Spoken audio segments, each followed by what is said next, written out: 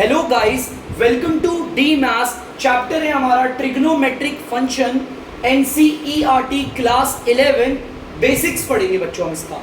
बहुत सारे बच्चों को क्लास 11 में प्रॉब्लम होती है इस चैप्टर को लेकर कि सर ये ट्रिग्नोमेट्रिक फंक्शन समझ में नहीं आ पाता, बड़ा कठिन है। क्लास 10th में हमारा इंट्रोडक्शन टू ट्रिग्नोमेट्री था और some applications of trigonometry, trigonometric identities, इन तीनों को हमें बहुत ढंग से पढ़ना था। कुछ बच्चों को नहीं समझ में आया, कोई बात नहीं, मैं कोशिश करूंगा कि आप लोगों को मैं यहाँ पर बहुत अच्छे तरीके से समझा पाऊँ। तो चलिए इस चैप्टर को स्टार्ट करते हैं। इसका पहले हम बेसिक्स करेंगे बच्चों। बेसिक्स में इसका क्या है, सबसे पहले तो इसका मतलब ही जानते हैं ट्रिग्नोमेट्रिक का।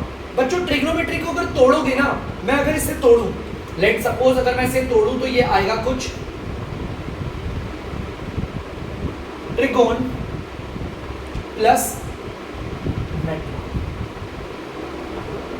अगर मैं इसको तोड़ के लिखूं, देखो एक तरफ ट्रिगोन और एक तरफ मेट्रॉन लिखा है। अगर मैं इसे तोड़ूं, इस वर्ड ट्रिग्नोमेट्रिक को तोड़ दूं, तो ट्रिगोन का मतलब तो आप सब जानते हो ट्राइंगल होता है। इसका मतलब होता है ट्राइंगल।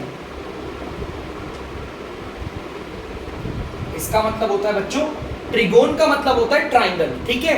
और ये जो मेट्रॉन है इसका मतलब होता है मेजर, मतलब कि ट्राइंगल को मेजर करना। और ट्राइंगल के बारे में हम सब जानते हैं, 3 साइड होती है, 3 एंगल होते हैं, 3 वर्टिसेस होते हैं, बहुत सारी चीजें हम जानते हैं इनके बारे में, ठीक है। तो चलिए कुछ बेसिक चीजें जो हम पढ़ेंगे एक एक करके। सबसे पहला वाला टॉपिक है मेरा एंगल्स। यहां पर जो सबसे पहला टॉपिक है वो मेरा है एंगल्स। मैं पहले आपको पढ़ाऊंगा बच्चों एंगल्स के बारे में। ये एंगल्स होते क्या, चलिए ठीक है एंगल्स पढ़ाते हैं। देखिए बच्चों एंगल बनता कैसे है, ध्यान से सुनना। यहां पर एक आपको रे दिख गई होगी, इसे रे बोलते हैं। एक तरफ हमारा एंड पॉइंट और एक तरफ एरो, इसे रे बोला जाता है, ठीक है। तो बच्चों ध्यान से सुनना, ये एक रे है। अब धीरे धीरे एक रे यहां से ना मूव करेगी। देखो 2 तरह की मूवमेंट होती है, पहले मूवमेंट देख लो आप। एक मूवमेंट वो है जो घड़ी की उल्टी दिशा के हिसाब से चलेगी। देखो घड़ी हमारी ऐसे नहीं चलती, घड़ी हमारी कुछ अलग तरीके से चलती है, एंटी क्लॉकवाइज है, मतलब घड़ी की विपरीत दिशा में। एक होता है मूवमेंट हमारा ऐसे, ये तो घड़ी की दिशा में है, इसे हम बोलेंगे क्लॉकवाइज, ठीक है बच्चों। तो ये वाला जो मैं बता रहा हूं वो एंटी क्लॉकवाइज है। जैसे कि मान लो ये बेटा, इसे बोलते हैं बेस लाइन। ये वाला हमारा बेस लाइन हो गया। और ये जो मूव कर रही थी इसे हम बोलेंगे टर्मिनल लाइन।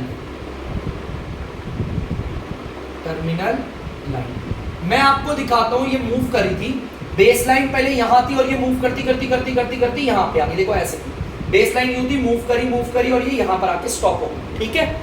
इसकी मूवमेंट को हम डायरेक्शन से नोटिस करेंगे, बड़ा ध्यान से देखना। यहां से स्टार्ट हुई और ऐसे मूव कर रही है, ठीक है बच्चों, ऐसे। ये मूवमेंट होती है हमारी एंटी क्लॉकवाइज। इसको हम लिख देते हैं यहां पर एंटी क्लॉकवाइज मूव कर रही है, एंटी क्लॉकवाइज। ये जो हमारी लाइन मूव कर रही है, एक बार देख लीजिए मूव कैसे करती है। यहां से हमारी लाइन मूव कर रही है और देखिए एंटी क्लॉकवाइज मूव कर रही है, देखिए स्टॉप हो। एंटी क्लॉकवाइज है ना, अगर घड़ी की साथ साथ मूव करती, क्लॉकवाइज चलती तो ऐसे मूव करती। इस चीज को ध्यान में रखना, ठीक है। ये एंटी क्लॉकवाइज है, ये मूव कर रही है एंटी क्लॉकवाइज। यहां पर जो बीच में एंगल बन रहा है इसको हम बोलते हैं थीटा,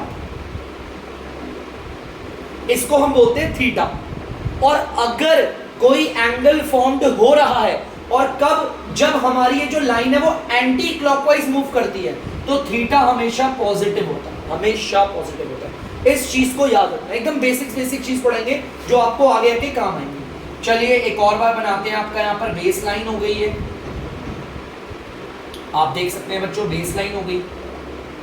अब मैं आपसे कह रहा हूं दोबारा से, ये जो बेस लाइन आपको दिख रही होगी, अब यहां पर ये बेस लाइन मूव कर रही है, देखो क्लॉकवाइज कर रही है, तो क्लॉकवाइज कर रही है इस बार ये मूव कर रही है, कैसे, क्लॉकवाइज। एक काम करता हूं, बेस लाइन को मैं लिखता हूं यहां पर, ये बेस लाइन थी और इसको बोलते हैं टर्मिनल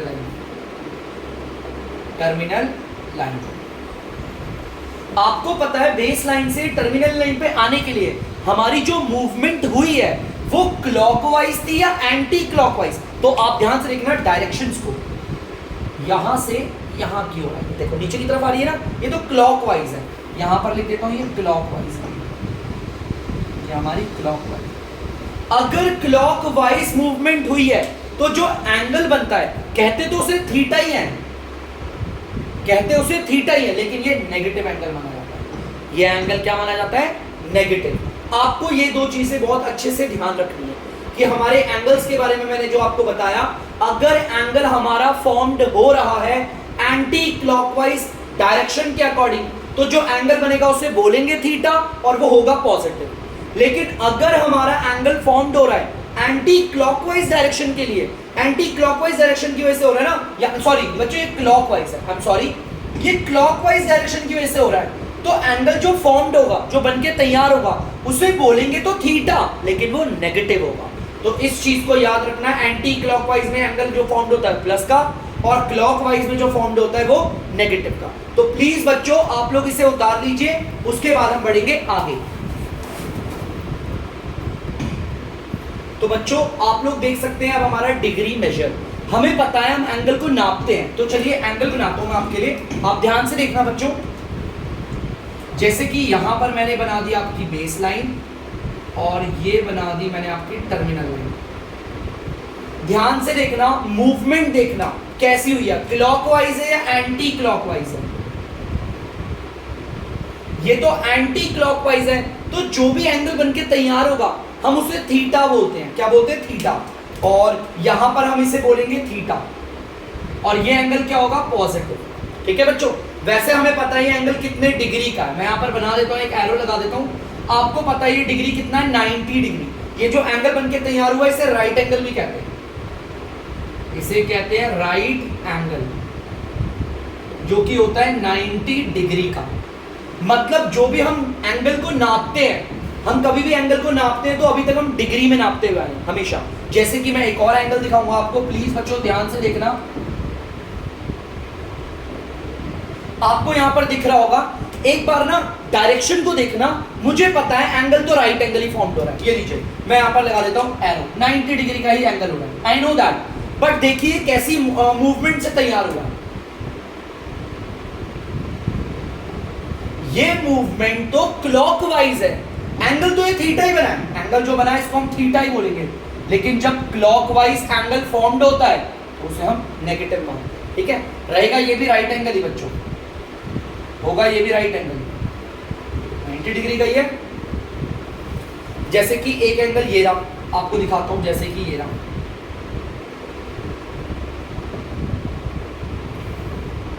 ध्यान से देखना, ये बेस लाइन हो गई और ये हो गई टर्मिनल लाइन, ये कुछ ऐसे बना, ध्यान से देखो। अब ये मूवमेंट क्लॉकवाइज है, एंटी क्लॉकवाइज है, एक बार एरोस से देखते हैं बच्चों, यहां से आया यहां तक, आपको पता है ये पूरा हाफ सर्कल बना रहा है ना, एक स्ट्रेट लाइन फॉर्म कर रहा है, तो ऐसे को हम बोलते हैं 180 डिग्री।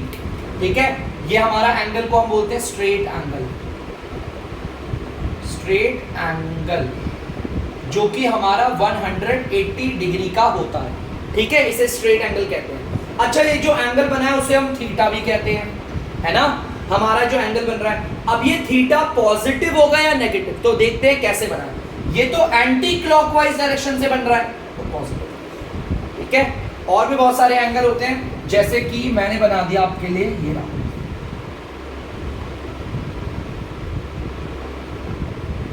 ध्यान से देखना बच्चों। अब मैं आपसे कह रहा हूं एक एंगल बनाए, देखो क्लॉकवाइज डायरेक्शन से बनाए, एंटी क्लॉकवाइज, आप डिसाइड करिए। बच्चों ध्यान से देखो ये कैसे बना है, क्लॉकवाइज मूव कर रहा है या एंटी क्लॉकवाइज, एक बार देख लेते हैं। देखो ये रहा, ये देखो देखो ध्यान से, आया आया आया, और ये यहाँ रखिए, ये तो एंटी क्लॉकवाइज है। अगर एंटी क्लॉकवाइज है, इस एंगल का मेजरमेंट मुझे पता है 270 डिग्री है। ठीक है, ये हमारा 270 डिग्री का एंगल है। ठीक है बच्चों, मुझे पता है ये जो एंगल बना है इसे हम थीटा भी बोलते हैं, और ये थीटा पॉजिटिव माना जाएगा। क्यों पॉजिटिव माना जाएगा? क्योंकि जो एंगल बन रहा है वो हमारा एंटी क्लॉकवाइज डायरेक्शन में है, मतलब घड़ी की उल्टी दिशा पे। ठीक है, ये तो अभी तक हम एंगल नापते हुए हैं, हमने जब भी एंगल नापा है तो डिग्री में नापा है, डिग्री मेजर करा है। 90 डिग्री, ये भी 90 डिग्री, ये 180 डिग्री, ये आपको पता है 270। एक और होता है, देखो ध्यान से, ये रही लाइन, यहां से शुरू हुई लाइन, देखो ध्यान से, यहां से शुरू हुई, घूम के यहीं पर आ गई, तो चलिए मैं आपको एरोस के जरिए दिखाता हूँ डायरेक्शन कैसी थी। ये देखिए पूरा मिला दिख गया बच्चों। ये डायरेक्शन तो साफ पता चल रही है, तो एंटी क्लॉकवाइज है। ये एंगल पूरा गोल है, जो एंगल पूरा गोल होता है उसे हम बोलते हैं कंप्लीट रेवोल्यूशन। कंप्लीट रेवोल्यूशन जो कि होता है हमारा 360 डिग्री का। मतलब जितने भी हम एंगल अभी तक निकालते हुए आए हैं, एंगल को नापा है हमने हमेशा डिग्री में नापा है। देखो ये रहा डिग्री, देखो ये रहा डिग्री, ये देखो 360 डिग्री, ये रहा डिग्री। हमने जितने भी एंगल नापे हैं ना बच्चों अभी तक डिग्री में नापे, लेकिन बस अब बहुत हो गया। अब हम एंगल को किसी डिफरेंट वे से नापेंगे हमारे ट्रिग्नोमेट्रिक फंक्शन में। तो चलिए देखते हैं वो कौन सा डिफरेंट तरीका है हमारे एंगलों को नापने का। चलिए तो बच्चों देखो दूसरा तरीका क्या है एंगल को नापने का, हमारा रेडियन मेजर। मतलब कि हम एंगल को नापेंगे, मेजर करेंगे लेकिन रेडियन से। तो देखो सबसे पहले तो मैं आपको एक चीज बताता हूं। नॉर्मली 1 डिग्री का एंगल ले लो, 1 डिग्री। यार 1 डिग्री बहुत छोटा होता है, इतना छोटा होता है कि मैं यहाँ पर दिखाऊंगा भी ना आप लोगों को दिखेगा नहीं, इसीलिए मुझे 1 डिग्री थोड़ा सा ऐसे बनाना पड़ेगा। बहुत अच्छे सोचेंगे सर ये तो 1 डिग्री से भी काफी ज्यादा है ना, लेकिन बच्चों 1 डिग्री कुछ ऐसा होगा, ये लोग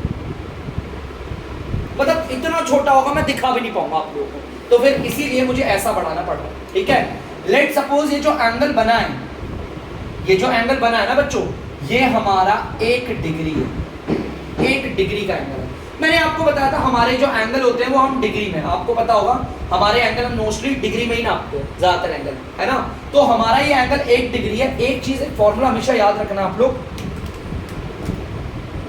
1 degree is equal to 60 minute. इसे मिनट कहते हैं।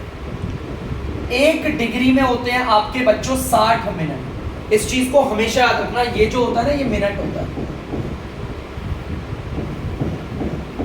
अगर मैं इसका उल्टा करूं, है ना, अगर मैं इसका उल्टा करूं या फिर कुछ भी कहो, और एक फॉर्मूला सुनना, 1 मिनट में, ये मिनट है बच्चों, क्या है मिनट, 1 मिनट में होते हैं 60 सेकंड।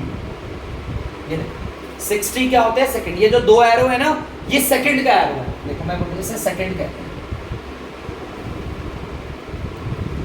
ये फॉर्मूला लर्न रखना आपको, ये काम आएगा। ठीक है, हमारे 1 डिग्री में होते हैं 60 मिनट और हमारा 1 मिनट में 60 सेकंड। ये तो हमने बचपन में पढ़ा हुआ है नॉर्मली, हमारे लिए ये है बस खाली 1 डिग्री। 1 डिग्री जो होता है उसमें हमारे 60 मिनट होते हैं। ठीक है, तो चलिए आगे देखते हैं हमारा रेडियन मेजर को कैसे नापते हैं। हम एक बना लेते हैं बच्चों सर्कल। लेट सपोज हम बनाते हैं एक सर्कल, ये हमारा सर्कल हो गया बच्चों, एक मैंने सर्कल बना दिया। ठीक है, आपको पता है सर्कल का ना, लेट सपोज मैं मान लेता हूं कुछ भी रेडियस ले लो, मैंने मान लिया सर्कल का सपोज रेडियस, सर्कल के सेंटर से बाहर की बाउंड्री तक, सर्कल के सेंटर से बाहर की बाउंड्री तक जो लाइन जाती है उसको बच्चों कहते हैं रेडियस। आपको पता होगा, मान लो ये रेडियस है 4 सेंटीमीटर, मान लो ये जो रेडियस आया वो कितना है 4 सेंटीमीटर। ठीक है, अब आपको क्या करना है, ध्यान से सुनना, एक और रेडियस बनाना है समझने के लिए। जो एक और रेडियस में बनाऊंगा, कहां बनाऊं मैं, ऐसे बनाऊं, मैं ऐसे ऐसे कैसे बनाऊं। अगर रेडियस 4 सेंटीमीटर का है तो यहां से लेकर यहां तक की दूरी भी हमारी 4 सेंटीमीटर की ही होनी चाहिए। ठीक है, देखो ये 4 सेंटीमीटर हो गया, तो यहां बना दिया रेडियस, बन गया एक और रेडियस, ये हमारा 4 सेंटीमीटर। देखो एक रेडियस तो ये हो गया, एक रेडियस ये हो गया, तो रेडियस सही होंगे। और जो हमारा आर्क होगा, कितनी दूर रेडियस बनाना है, हमारा आर्क भी इतना ही होना चाहिए। इसे बोलते हैं लेंथ ऑफ आर्क। देखो इस वाले हिस्से को, इस वाले हिस्से को अगर मैं कट करके बाहर निकालूं तो देखो कुछ ऐसा दिखेगा, ऐसा दिखेगा, इसे आर्क कहते हैं। क्या कहते हैं, आर्क। आर्क की लेंथ को नाप रहे हैं इसीलिए हमारा लेंथ ऑफ आर्क है। ये हमारा क्या कहलाएगा, लेंथ ऑफ आर्क। ऐसी कंडीशन में देखो इसे कहेंगे length of arc, length of arc. और ये आपको पता अच्छे से भली भांति कि ये हमारा रेडियस है। हमारा क्या है बच्चों, ये हमारा रेडियस। ऐसी कंडीशन कभी भी होती है कि जितना रेडियस होता है उतना ही लेंथ ऑफ आर्क हो। तो यहाँ पर जो बच्चों एंगल बन रहा है, अभी तक आप डिग्री बोलते थे ना, उसे हम बोलेंगे रेडियन। और लिखेंगे ऐसे 1 और ऊपर हल्का छोटा सा सी लगाते हैं रेडियन। इसे बोलते हैं 1 रेडियन का एंगल। एक रेडियन का एंगल कब बनता है? जब जितना रेडियस हो उतनी ही लेंथ ऑफ आर्क हो। चलो एक काम करते हैं, एक उदाहरण और लेते हैं। ये सर्कल ले लिया, ये सर्कल का सेंटर है। लेट सपोज सर्कल के सेंटर से बाहर की बाउंड्री तक जो लाइन जाती है उसे रेडियस बोलते हैं। इसको मान लेते हैं 25 सेंटीमीटर। 25 सेंटीमीटर मान लिया। अब बच्चों लेंथ ऑफ आर्क भी कितनी होनी चाहिए? 25 सेंटीमीटर ही होनी चाहिए। ये ले ली मैंने 25 सेंटीमीटर। यहां पर रुक रहा है, यहां से लेके यहां तक, तो यहां पर भी एक और रेडियस बना दिया। मतलब कि हमारा रेडियस कितना है? 25 सेंटीमीटर। और उनके बीच में जो आर्क है, यहां से लेकर यहां तक जो आर्क आ रहा है उसकी लेंथ भी कितनी है? 25 सेंटीमीटर। जब लेंथ ऑफ आर्क, ये है लेंथ ऑफ आर्क और ये है आपके रेडियस, जब बराबर होते हैं तो जो बीच में एंगल बनता है ना उसे बोलते हैं 1 रेडियन। 1 रेडियन का एंगल होता है। क्या होता है? 1 रेडियन का। अब बेटा ध्यान से सुनना, इस एंगल को थीटा भी बोलते हैं। क्या बोलते हैं? थीटा। अब बच्चों ध्यान से देखना, एक फॉर्मूला बताऊंगा मैं आपको। जैसे कि थीटा को निकालने का फॉर्मूला क्या होता है? देखो ये कैसे निकलता है। थीटा को निकालने का फॉर्मूला होता है L/r। थीटा को निकालने का फॉर्मूला होता है L/r। ये जो एंगल बन रहा है बेटा, थीटा वो एंगल है जिसे आप रेडियन में निकाल रहे हो। ये थीटा डिग्री वाले एंगल को नहीं बोलेंगे। ये जो थीटा है ना, ये रेडियन वाला एंगल है। अब कैसे निकलेगा? अब ध्यान से सुनना। L का मतलब क्या होता है बच्चों? L का मतलब होता है लेंथ ऑफ आर्क।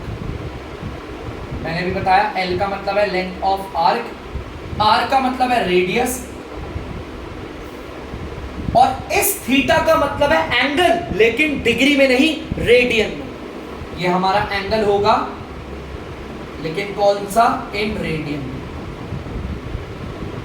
क्योंकि इस फॉर्मूले से जो एंगल निकलता है वो हमेशा रेडियन में माना जाता है। हमेशा रेडियन में माना जाता है। आप चाहो, अगर आपको लग रहा होगा कि सर ये 1 रेडियन कैसे आया, तो आप इसका एग्जांपल लेकर देख सकते हैं। यहां पर मुझे ये वाला एंगल निकालना है, तो वही फॉर्मूला लगाते हैं, ये वाला theta is equal to L/r। यही फॉर्मूला हमारा। थीटा निकालना है मतलब ये एंगल निकालना है, L/r कर दिया। L का मतलब आप लोग जानते होंगे। L का मतलब क्या होता है? Length of arc. Length of arc आप देख सकते हो 25 सेंटीमीटर। 25 सेंटीमीटर। और रेडियस कितना है बच्चों? रेडियस भी 25 सेंटीमीटर है। 25 सेंटीमीटर दिया, काटोगे तो 1 आएगा।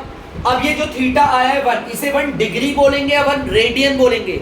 1 रेडियन बोलेंगे। और रेडियन के लिए ऊपर हल्का सा ऐसा सी लगा देंगे बस, तो ये रेडियन है। इस फॉर्मूले से जो एंगल निकलता है वो एंगल कभी भी डिग्री में नहीं माना जाता, हमेशा रेडियन में माना जाता है। हमेशा याद रखना। इसमें से देखो, जो भी एंगल यहां से निकलता है वो हमेशा रेडियन में होता है। हमेशा याद रखना, रेडियन में। अब मैं कुछ और बेसिक्स आपको पढ़ाऊंगा आगे, तो तब तक के लिए इसे उतार दीजिए। तो बच्चों अब हमारा टॉपिक है relation between degree and radian. हम एंगल को डिग्री में भी नापते हैं और हम एंगल को रेडियन में भी नापते हैं। इनके बीच में क्या रिश्ता होता है? तो चलिए हम 2 कंडीशंस ले लेते हैं। यहां पर बना दिया मैंने एक तरफ सर्कल। ध्यान से देखना बच्चों, हमारा ये रहा रेडियस पहला, ठीक है। ये यहां से मूव करता हुआ आया, करता हुआ आया, करता हुआ यही रुक गया। देखो यही रुक गया, ठीक है। तो एंगल क्या बन रहा है बीच में? देखो ये रहा एंगल, ये इतना बड़ा बन रहा है, ये इतना बड़ा। हम डिग्री में तो आराम से बोल देंगे कौन सा है। डिग्री में तो साफ पता है पूरा गोल एंगल कितने का होता है। मैं यहाँ पर लिख भी देता हूँ, ये डिग्री वाला है। डिग्री में तो हम साफ इस एंगल को बोल देंगे कितना डिग्री का है? 360 डिग्री का एंगल है ये, साफ बिना कुछ कहे, क्योंकि पूरा गोल एंगल है 360 डिग्री का हो, है ना। लेकिन अब आते हैं रेडियन में। रेडियन में यही केस को करते हैं दोबारा, इसी केस को रेडियन में करेंगे। चलिए देखते करते हैं क्या होता है। एक सर्कल लेते हैं,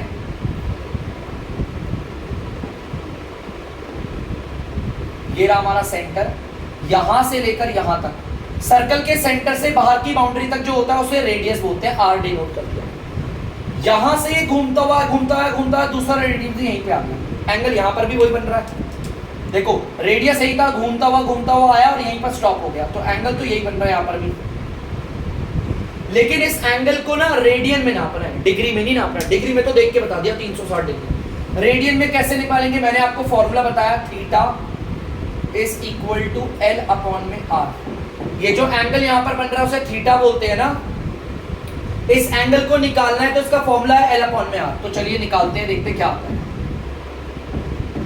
थीटा की जगह पर थीटा आ गया, एल की जगह पर क्या होता है? Length of arc. Length of arc मतलब हमारा पहला रेडियस और दूसरे रेडियस। देखो ऐसा होता है, देखो सर्कल है और यहां पर एक रेडियस, यहां पर एक रेडियस। पहले रेडियस और दूसरे रेडियस के बीच की दूरी देखते हैं ना, इसी को बोलते हैं लेंथ ऑफ आर्क। लेकिन यहां पर पहला रेडियस भी यहीं पे है, दूसरा रेडियस भी, मतलब इनके बीच की दूरी को ये बोलेंगे। ध्यान से देखो, सरकमफेरेंस ऑफ सर्कल है इनके बीच की दूरी। समझ में आ रहा है? देखो इन दो के बीच की दूरी तो देखो ये इतनी सी है ना। लेकिन अगर मैं बोलूं ये जो हमारा रेडियस है वो घूम के यहीं पर ही आ गया, तो यार बीच की दूरी तो यही हो गई ना पूरी की पूरी, यहां से लेकर यहां तक, जिसे सरकमफेरेंस ऑफ सर्कल कहते हैं, जिसका फॉर्मूला होता है 2 पाई आर। यही है ना लेंथ ऑफ आर्क, यहां से लेकर यहां तक पूरा कितना है? ये 2 पाई आर होगा, है ना। चलिए, और नीचे कितना आएगा? नीचे तो आर ही आएगा। रेडियस कितना है? आर है। तो चलिए देखते हैं काट पीट के आंसर क्या निकलता है। यहां पर निकल गया 2 पाई, यहां पर एंगल हमारा कितना आ गया? 2 पाई आ गया। थीटा हमारा कितना आ गया? 2 पाई। तो बच्चों यहां पर एंगल आ रहा है 360 डिग्री और यहां पर 2 पाई आ रहा है ना। देखो एंगल तो सेम है, अगर आप ध्यान से देखेंगे 2 पाई, आप चाहो तो रेडियन भी लगा सकते हैं, रेडियन, ठीक है। ये सी जो छोटा सा होता है इसे रेडियन बोलते हैं। अगर आप ध्यान से इसे देखेंगे ना तो आपको यहां पर एक चीज समझ में आ जाएगी। समझना यहां पर मैं क्या बोल रहा हूं। यहां पर आपको क्या पता चलेगा, जिस एंगल को अगर हम डिग्री में 360 डिग्री कह रहे हैं उसे रेडियन में हम क्या बोलते हैं? 2 पाई रेडियन, है ना, या फिर 2 पाई भी बोल सकते हो। मतलब बात तो ये दोनों बराबर है, बस मेजरमेंट उनके नापने के तरीके अलग है, उनकी यूनिट अलग है। इसको रेडियन में नापा है, उसको डिग्री में नापा है। इसका मतलब ये दोनों तो एक ही है ना। डायग्राम देखो, इसका मतलब हमारा 360 डिग्री बराबर है हमारा 2 पाई रेडियन। अगर इसके अकॉर्डिंग चलेंगे 2 इधर मल्टीप्लाई और इधर आके डिवाइड हो जाएगा, 180 डिग्री आ जाएगा पाई रेडियन।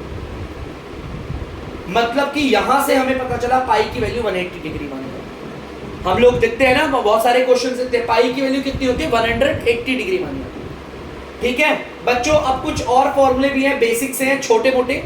मैं एक फॉर्मूला और है जिसे मैं अब आपको नेक्स्ट वीडियो में पढ़ाऊंगा, और नेक्स्ट वीडियो में थोड़ा सा और बेसिक पढ़ाने का। देखो ये मैंने बता दिया, एक डिग्री और एक रेडियन में क्या अंतर होता है, इसे आप बोल सकते हो। देखो ध्यान से, एक और चीज बता रहा हूं, यहां पर आप 1 लगा लो, कुछ भी नहीं होता तो 1 लगा लेते हो। यहां पर पाई, ध्यान से सुनना, यहां पर पाई मल्टीप्लाई और उधर जाके क्या हो जाएगा? डिवाइड।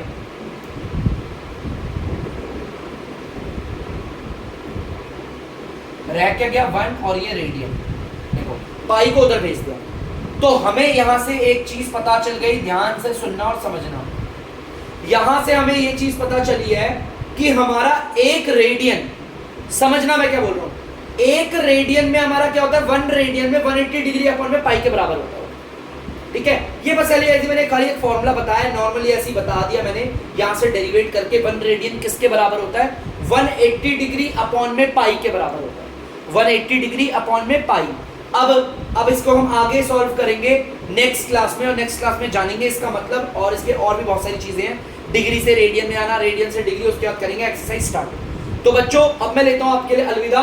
मैं इस बार इस छोटी वीडियो को बना रहा हूं, और अगली वीडियो में मैं आपको थोड़ा सा बेसिक्स और पढ़ाऊंगा और एक्सरसाइज की ओर पढ़ेंगे। तब तक के लिए अगर आपको डीमैथ्स की वीडियो पसंद आ रही है तो वीडियो को लाइक करें, शेयर करें और चैनल को सब्सक्राइब करें। बाय।